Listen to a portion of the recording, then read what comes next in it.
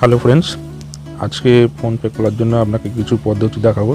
খুবই সহজ পদ্ধতি, যেটা আপনি ফোনপে খুব সহজে খুলতে পারবেন। তো প্লে স্টোরে গিয়ে আপনি ফোনপেটা ডাউনলোড করে নেবেন। তো ফোনপে ডাউনলোড করার পরে আপনি এটাকে ওপেন করবেন।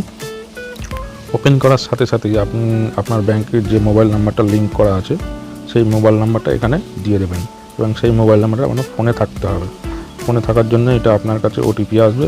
তো ওটিপিটা অটো রিড হয়ে যাবে। ঠিক আছে, অটো রিড হয়ে যাওয়ার ফলে তো আপনার ফোনপে খুলে যাবে। তো এখানে অ্যালাউ অপশান করে আপনাকে এগিয়ে যেতে হবে।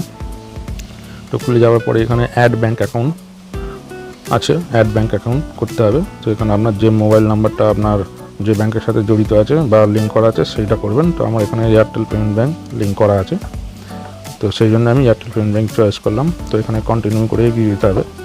তো এতে মিনিমাম SMS ব্যালেন্স থাকতে হবে, যাতে এটা ফেচ করে নিতে পারে কোন কী অ্যাকাউন্ট আছে এতে। তো এখানে ফেচিং হওয়ার সাথে সাথেই এটা অ্যাড হয়ে যাবে। তো এখানে প্রসিড টু অ্যাড করলেই ব্যাঙ্ক অ্যাকাউন্টটা অ্যাড হয়ে যাবে। তো এখানে আপনি চাইলেন পিন রিসেট করে নিতে পারবেন। যেহেতু আমার এখানে পিন রিসেট আগে থেকে করা ছিল, তো সেই জন্য আমি এখানে কোনো রকম এডিট করছি না।